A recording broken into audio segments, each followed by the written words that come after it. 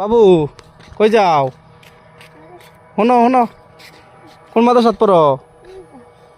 এই ছোট মাদ্রাসাটাত না? তোমার নাম কি? ও তুমি রাফি, তুমি এই নান্দাইল এই মাদ্রাসাত পড়ো না? ও কি কায়দা পড়ো?